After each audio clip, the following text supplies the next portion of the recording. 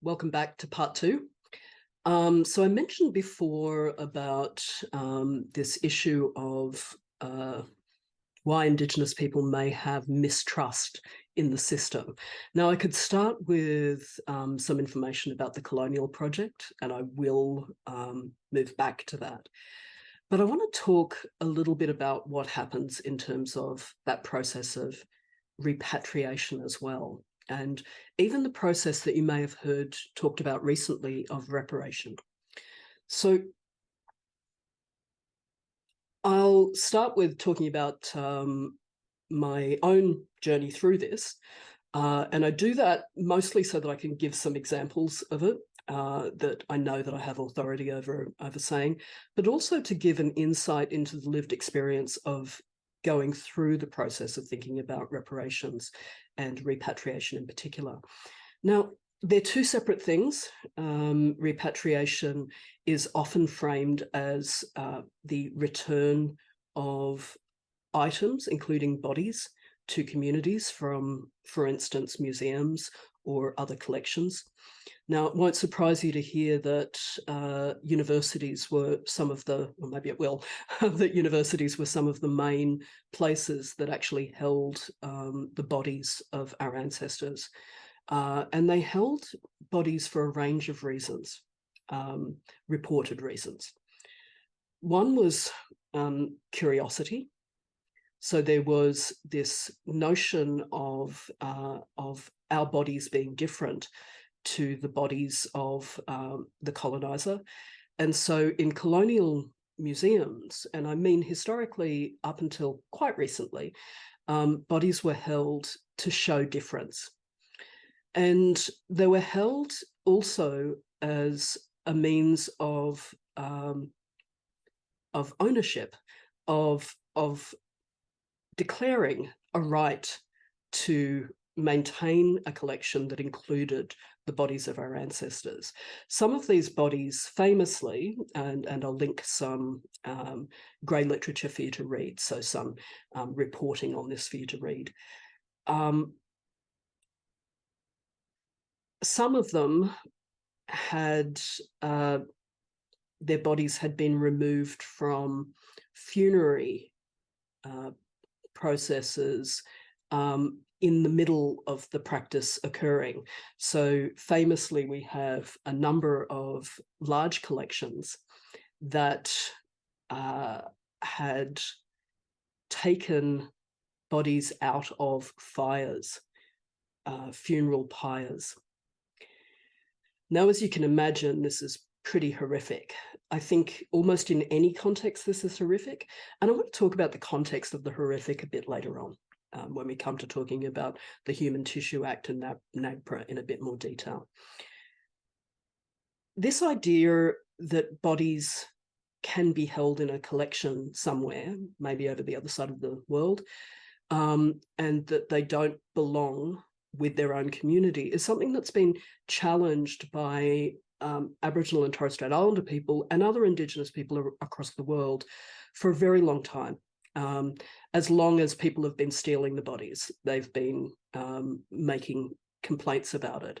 But what happened in the last few decades is that there's been concerted efforts from Indigenous people. I think it's really important to say that this did not come from the institutions themselves. While the institutions would sometimes agree with it, it often took actual legislation to be able to make it happen or compel them to do it. And so that's where we come to the Human Tissue Act and to NAGPRA. So the Human Tissue Act is really interesting. And again, I'll pop back to that because it's an act that was passed that had an effect on British Parliament and specifically on what could be held in collections. And they have a very specific problem around the holding of items in collections, the accession of material and the deaccession of material that I'd like to go into some detail about. But I mention all of this as context for me as an Aboriginal researcher across this field who is connected to community, of course, my own, and connected to other communities that had sought the repatriation of the remains of their ancestors. So they had sought other material too, particularly funerary items that were taken alongside it, alongside their bodies. And they also very specifically asked for, the communities would ask for engagement and discussion with those institutions. Institutions varied in terms of how they approached this. Some had taken us to court. So there have been a number of court cases that I had been involved with in the 90s, for instance, around this, around asking for ancestors to be returned. There had been a number of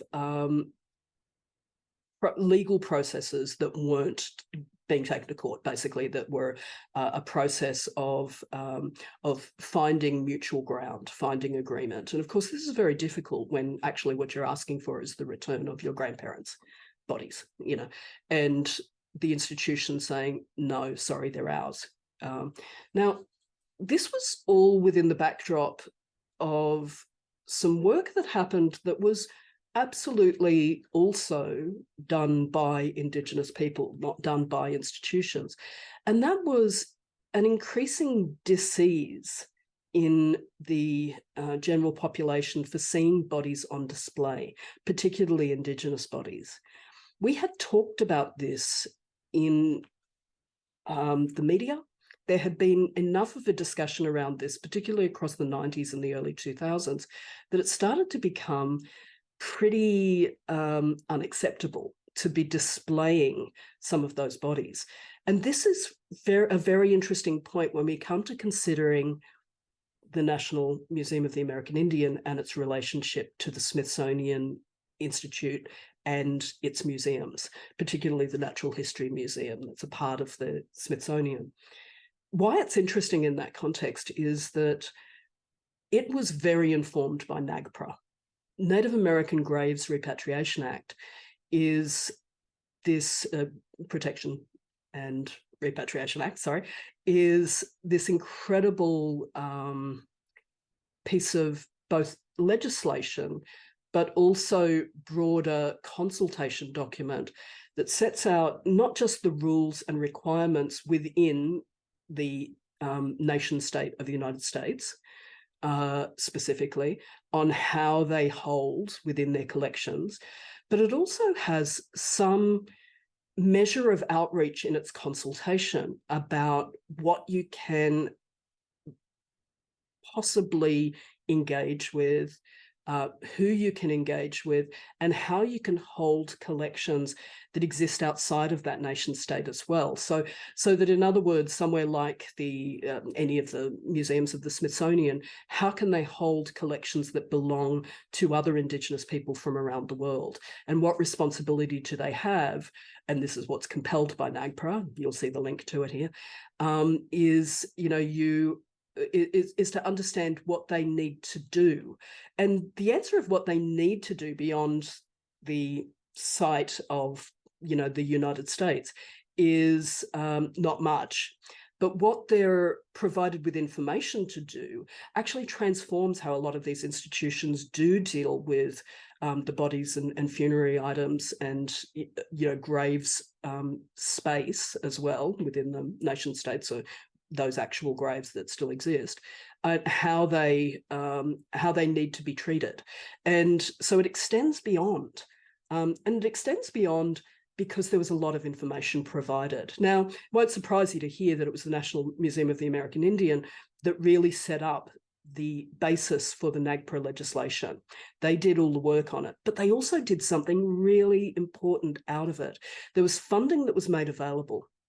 And that funding that was made available went into communities to build up their curatorial processes, to build up actually curatorship. So they trained curators, brought people into Washington, D.C., which is one of the two sites of the National Museum of the American Indian, so there and New York City, and brought them in to learn from one another and to learn from experts in the field, and to foster an interest in what was happening on country, so in own community, in own country. And that is again a little at odds with how a lot of national museums approach things. They frequently want material to be centered within their own space. Even if they want to tour it, there is this idea of the archive. This is in many ways the colonial project. The colonial project is about containment.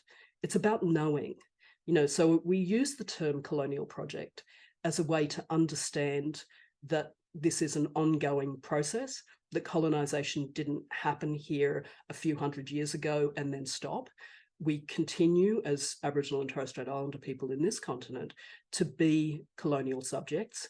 We don't have an authority or agency outside of that colonial structure.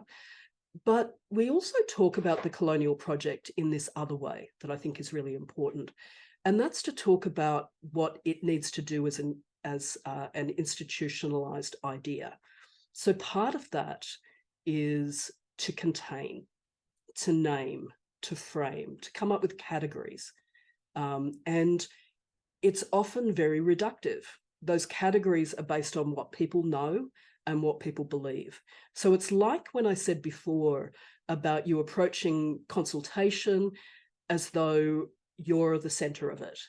What if you're not the center? What if instead others are centered? What if instead their perspectives shift? So I do a lot of work on this, and I'll talk about it a little bit later in the context also of thinking around museums, because I don't want to distract too much, but I do this work in gender that challenges the idea of the colonial project of gender, the idea of these containers. And it all comes back to the same thing. And in fact, it comes back to frequently to the idea of how digs are managed and then how they're interpreted for the broader public. Also brings up that question of why. So why do this work? Is it for education, edification? Of whom? So who is this work done for? And the colonial project asks that question too. Who is the colonial project for? Who does it work for? And who does it work against? Who does it work against is frequently Indigenous people. And so the colonial project becomes a problem to be solved, but particularly when it comes to issues like respect and consultation, even, to be a little gauche about it, the development of, a project that you might be doing. You have to think about this, and it will always make the work better, but sometimes better means more work, right? So let's talk about what that means as well. But I want to go back to me. I want to go back to this issue of me looking at repatriation. So I had worked in this repatriation field for some years, and I had been faced with a very specific problem of museums really seeing Indigenous people as a problem. Now, I'm talking about museums here, but I could be talking about really any institution, and I certainly could be talking about the act of understanding the scope of what we're talking about today, from death to ceremony to this broader idea of both repatriation, reparation, and even, to use a kind of somewhat problematic word, reconciliation. So I'd come out of that work, and I happened to have been at in the late I think it was 2009.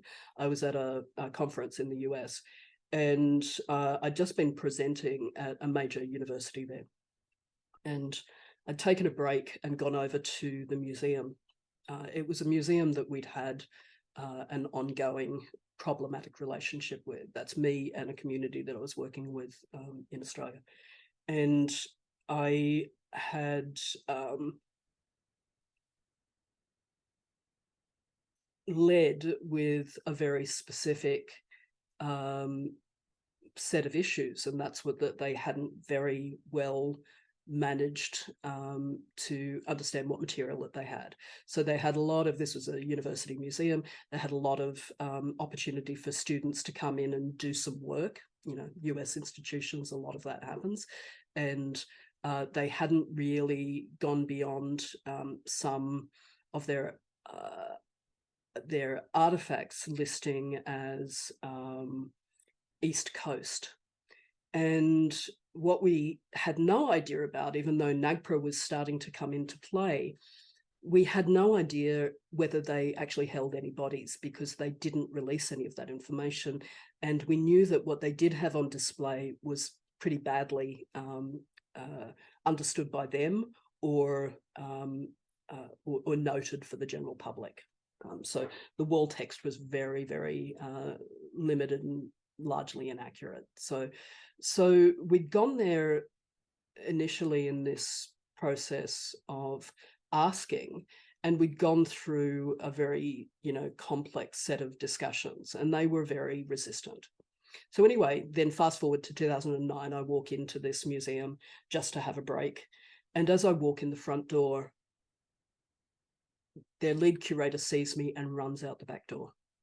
And it was sort of funny, but I started to think about it a lot and think, well, this is the relationship that we have as Indigenous people. If this is the relationship that we have as Indigenous people, how do we get them to do better? How do we get them to not run out the back door?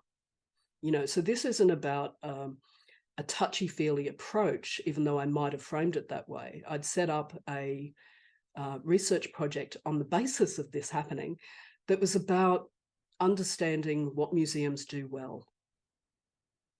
So it sounds like it's touchy-feely, right? Like, what do you do that's great? Tell us all about it, and I'll just talk about the things that are good. There's an interesting thing that happens when you ask people about what works, and that's that they tell you what doesn't. And they're far more likely to tell you what doesn't if you ask them what works. But also it forced them to see that the responsibility was not on a community to talk about what a museum needed to do, but on a museum to understand what it needed to do. So that to ask that question of what works in repatriation, what works in reparation.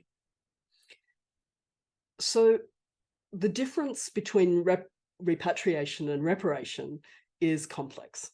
Repatriation is absolutely dealing with the idea that an object of some kind, sometimes a person, exists in a space and needs to be returned, or a relationship needs to be formed, and that some work needs to happen in relation to that object or person. Reparation is when the material that is gathered, and there's a very, very good contemporary discussion of this happening with the V&A in relation to return of materials to Ghana. And arguably there could be a conversation between the British Museum and Ghana as well. I think that's unlikely, but we'll see. And so this notion of reparation is recognizing that when material that holds value, that holds monetary value in particular, is, and this is just in the context of archives and museums, it certainly is not in the context of broader reparations, and I'll come to that in a sec. But that by simply owning that item, there has been this extending of the wealth of the nation that holds it. The material that's held itself will gain in wealth. We see that with, for instance, precious metals. We see it with diamonds, of course. We see it with gold. We see it with these items that we already know the value of outside of the museum space. Right. Reparation more broadly is also important to understand in the context of institutions. It deals with the issue of how one nation can be built on the back of another nation and of Indigenous people. The idea that material wealth, like land, can be taken removed and repurposed by a colonizer, an invader, somebody who comes into a space, and that wealth can be built on the back of that, is why reparation has been a very important part of this. You've probably heard it in the context of slavery as well. So again, this is the same idea, the idea that it is through the work of people enslaved that a nation state becomes wealthy, or an institution becomes wealthy, or individuals become wealthy. And reparation is about recognizing that when one group of people becomes wealthy and another is in service to that wealth, then they, by dint of the zero-sum game that represents, the world economy, they become less wealthy. And they don't have the opportunity to be able to build that over time. Probably the best example of that we can think of in this continent is pay the rent. Is the notion of reparation, but also return of land to Aboriginal and Torres Strait Islander people. We see this as a major issue internationally. The UN's Permanent Forum on Indigenous Issues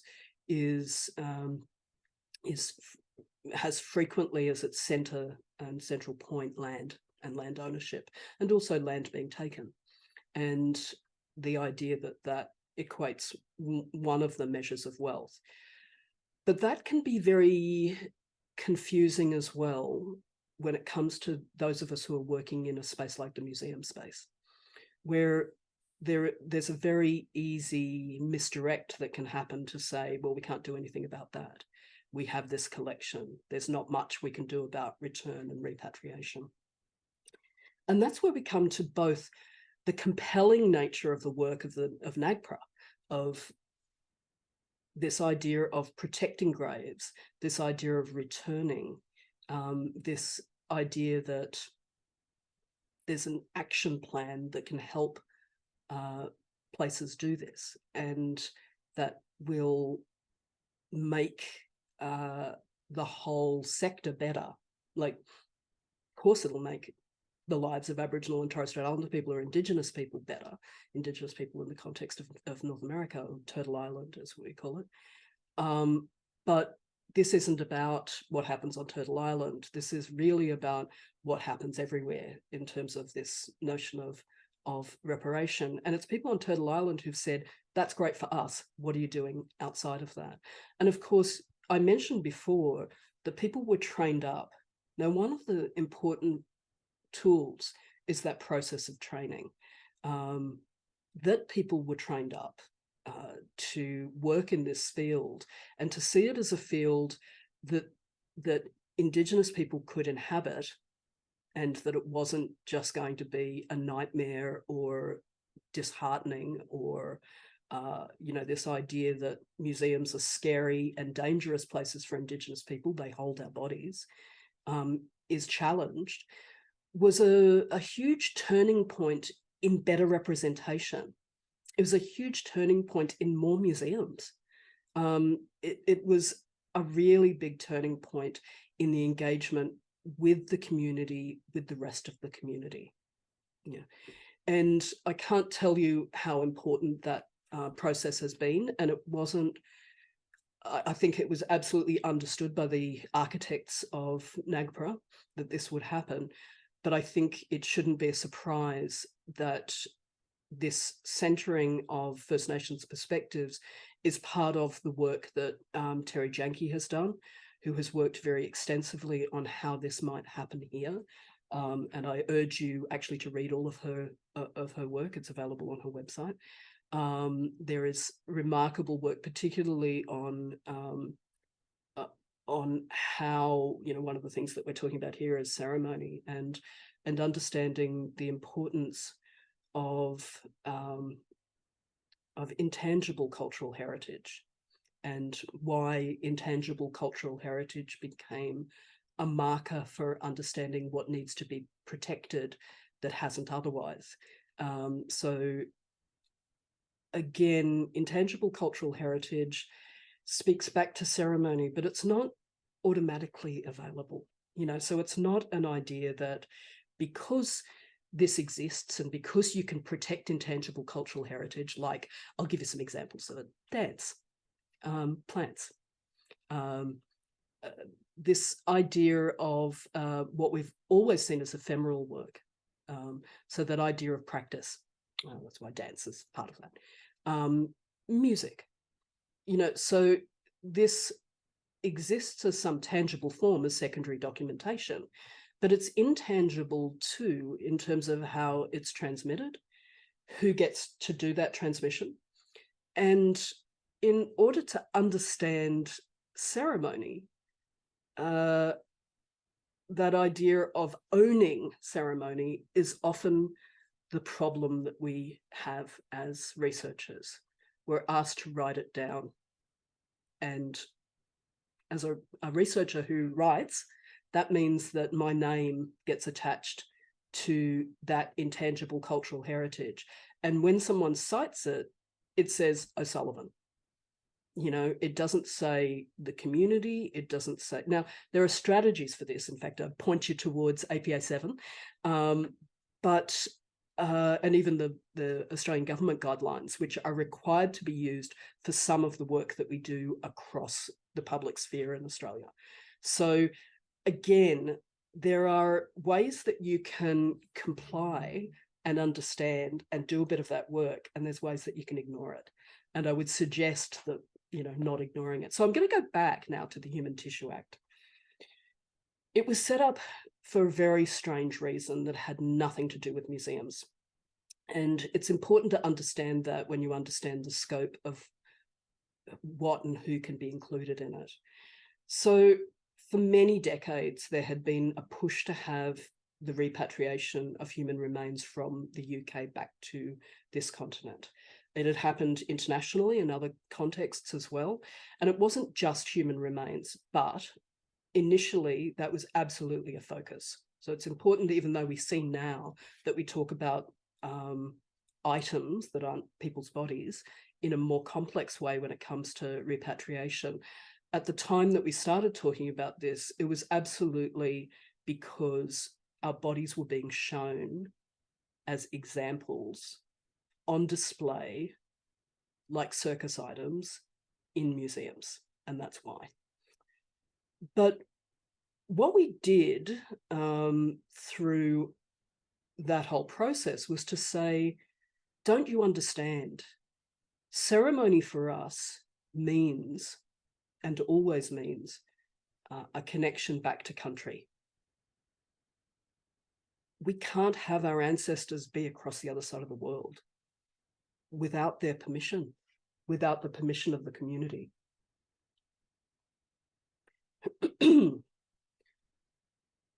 We can't have that. I can't say it more strongly. It's wrong. When we pitched this to a number of people who worked in museums, they didn't necessarily understand it. They were using, again, their own central views, their own ideas of who they are, to be able to understand. For them, and I heard many times people say, well, I don't really care what happens to me after I die. Or, my mum died, or my grandmother died, or, all my great-grandparents, they're just, they're buried wherever they died.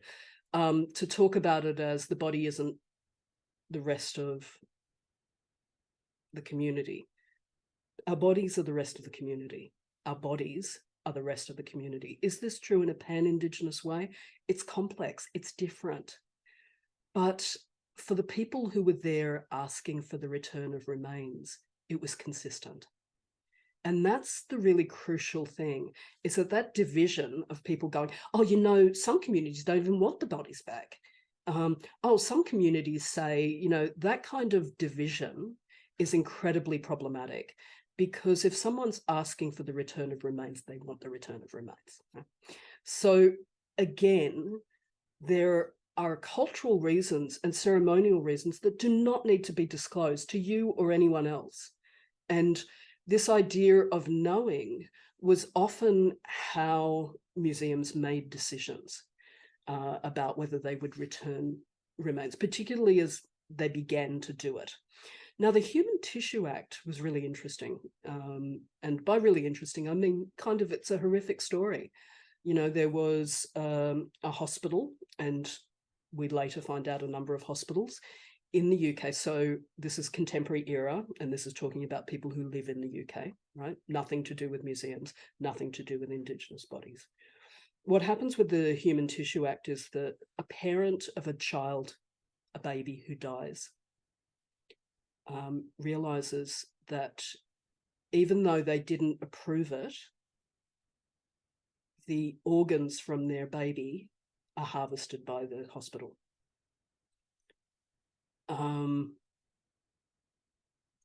Without their approval. They had been asked, they had said no. It transpired after quite a few years of these parents, of this parent doing this work, that they just had been doing it consistently, that this had been a part of how they operated.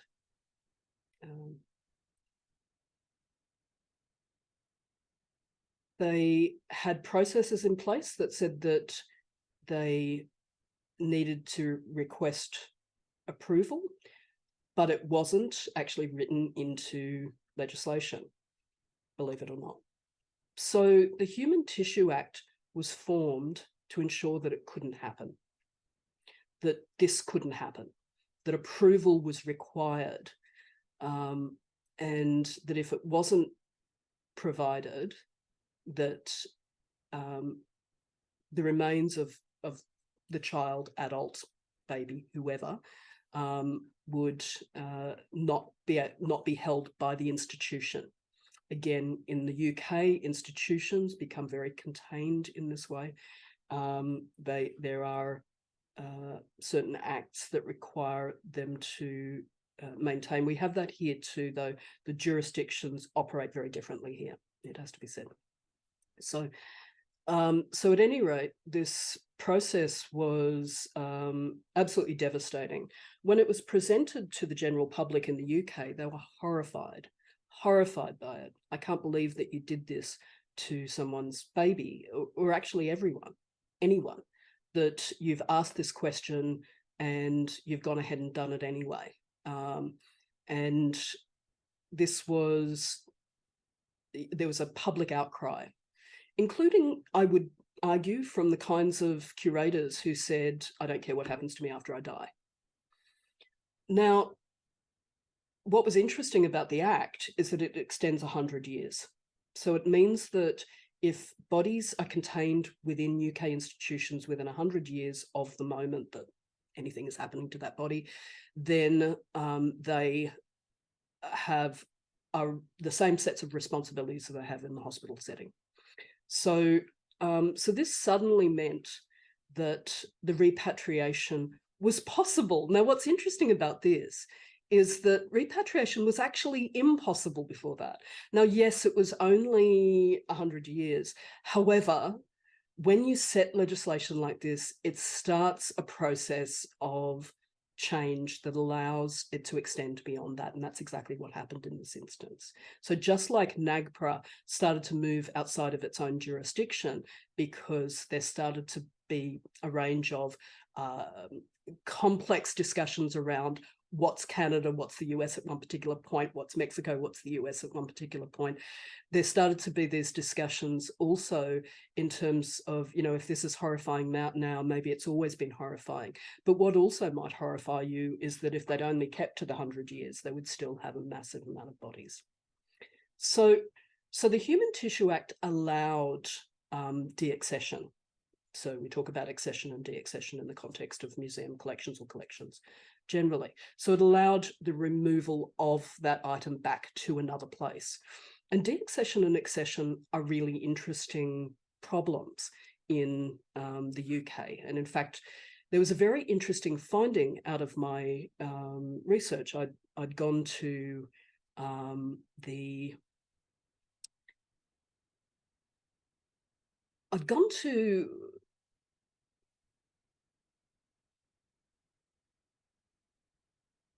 the Natural History Museum in London to ask them about how they managed repatriation back.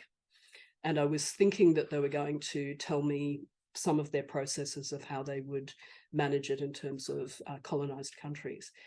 And they started to talk about a problem that had happened for them and a solution that they'd found. We were talking at the time about respect for bodies that might be held in their collection, something that they saw as very important. And it's worth bearing in mind that Natural History Museum was one of the, maybe it's fair to say, worst offenders when it came to collecting the bodies of Indigenous people internationally and holding them in their collections. They had done a lot of work on repatriation by this stage that I was talking to them about this, which was 2011. But something important had occurred that they wanted to let me know about. And I'll finish on this and then move on to the next video, where I talk a little bit about the idea of ceremony and how we might understand what can be shown and what can't be. So what they'd done was, I mentioned the problem with accession and deaccession. Let me explain it a little bit to say that museums, in particular national museums in the UK, had a major problem. As soon as they got material into it, it was very hard for them to deaccess it. So the moment that they agreed to take something into the collection, they had this ongoing responsibility for it. Now, you can imagine hundreds of years of a collection that that grows and grows and grows, and often has material that is no longer really relevant, or they may end up with multiples of something, and they don't show most of what's in their collection. So they had this problem to solve. How they solved it is one of the things that I'm really interested in here, and that's that they did it frequently by moving items around, by trying to deaccess to other collections that might need whatever they had. Well, so using all of that, somehow the Natural History Museum became in this process of pass the parcel, and whoever ends with it at the end is, you know, is holding that parcel. They ended up with, in their own jurisdiction, they're in London, there were a number of bodies that were found in a dig. It was a excavation for the purposes of making a building on the South Bank. And there was a massive dig that happened because they found a graveyard. The graveyard was confounding. They had made the decision, again, I'm not an Indigenous English person, so I'm not going to make comment on whether this was right or wrong. There were a whole lot of discussions from some groups around this that are worth reading, but they'd made the decision to remove the bodies from where they were held, and the bodies were mostly mostly under 1,000 years old. That becomes important in this next process, and that's that they removed the bodies and were able to do that under the contemporary legislation, as long as because it had been confounded, it had been used again and again as so it's one of the ways that we talk about it in graves is that being a confounding approach. So so that they would argue that while this is the resting place, it had been messed up.